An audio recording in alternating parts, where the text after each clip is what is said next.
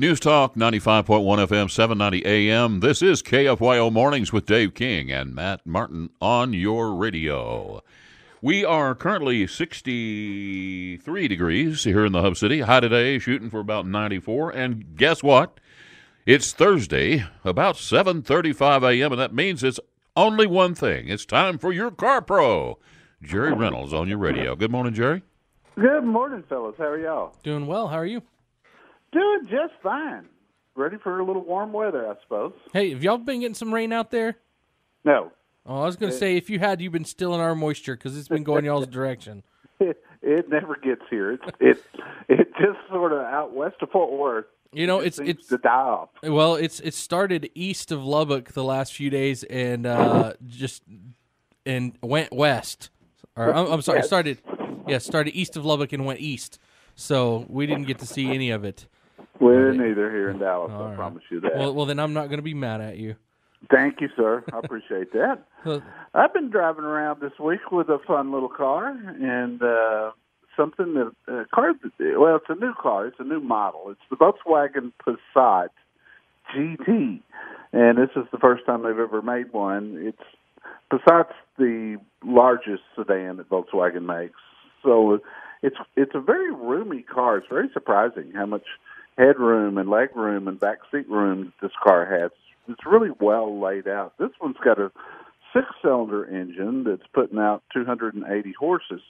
And it's for the first time ever in a Volkswagen, this car is kind of fun to drive, I got to tell you. It's got a nice exhaust sound. It looks fantastic. Sharp-looking car. And most people that look at this car at a glance have no idea it's a Volkswagen. But, you know, this mid-size sedan segment has really been suffering the last few years as more and more people make the transition to some SUV.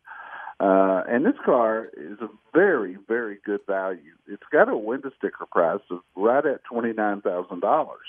And it's loaded with a moonroof. It's got everything in the world except navigation, which is kind of weird to me. It doesn't have a navigation system. But other than that, and the actual transaction price on a car like this with the incentives that are out there is around $25,000. And that makes this car an exceptional buy. Yeah, that's a pretty good price. Yeah, it is nowadays. I mean, you look, it competes directly with the Camry and the Accord. And if you look at the Accord Sport and the Camry XSE, which is their sport version, similar to this car, you're talking about another $5,000 to get there. And I tell you, this car's just packed with value and gets pretty decent gas mileage for a fairly large 6-cylinder.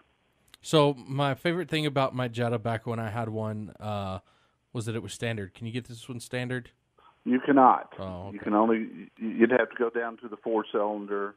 It's got a 6-speed dual-clutch transmission. It shifts good. It's got shift paddles on the steering wheel.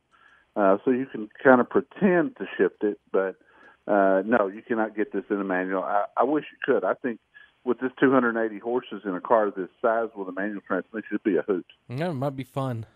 So, yes, no doubt about it. Yeah. So, what else y'all got going on over there?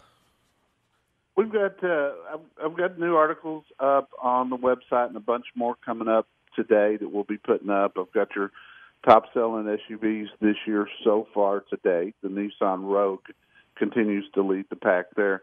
Got one story that is probably a good idea for all your listeners and to take a look at carprousa.com. I wrote on dealing with summer service. And it's from owning dealerships for years, summertime comes along, the first time it gets up over 90 degrees, cars start to break down, service departments at dealerships start to back up. And it takes just a little bit of patience this time of year. The dealers are doing all they can. The customers are less patient than normal. Takes a little bit of planning if you're doing just regular routine maintenance. And if you got a breakdown, that's a different story. But if you're just doing routine maintenance, I'll give you some tips there on things to do, such as don't take your car in on Monday. Everybody takes their car in Monday morning, first thing. Mm-hmm. You know, wait till Tuesday or Wednesday to take your car in when it's not so busy. And a lot of good common sense tips there. And you'll find that all at carprousa.com, along with my review and video of that Hot Wheels Camaro I have. Yeah, I was going to say, I was looking on there, and you've got that up. And, again, you had sent us pictures, but if you haven't seen it, go on there, look at those pictures. It's a beautiful car. Oh, my goodness. I got more comments on that car. I had a blast with that one. Yeah, and I'll tell you, I actually work with dealerships on a pretty regular basis, and they love this time of year. I'll tell you what, because AC problems, stuff like that, there's a lot of work involved in that. But they make good money this time of year. No question. They actually stay very busy. So, and they, believe it or not, they like staying busy. Yeah, they do. They do. It's it's when things go wrong in a car dealership. You got your technicians are specialized by and large. So you got a transmission guy, and he's doing transmission service. You got 3 behind him, and all of a sudden he runs up against a part that the dealership doesn't have in stock, and they've got to go get it. Well, he's got a car torn completely apart in his bay, so he's got to stop. Yep. And if everything runs perfectly, the dealers can get the work out. They won't take in more than they can put out, but it's when things go wrong that it really gets dicey. It gets slowed down a little bit. Yes. Do you have anything else going on right now? Are there any car shows or anything like that? No, not really. There's nothing huge going on right now. I don't, other than we've got some new 2019s about to start hitting fairly quick. We talked last week about the F-150 problem with the fire at one of their suppliers. They will be back in production tomorrow. So they really lost less than a week. They can make that up in overtime and no time flat. So there won't be any disruption in F-150s. I will tell people that the Memorial Day weekend incentives always go up. We saw that happening all this week. Everybody raised their incentive some, and that will run through the end of the month, especially if you're military or first responders.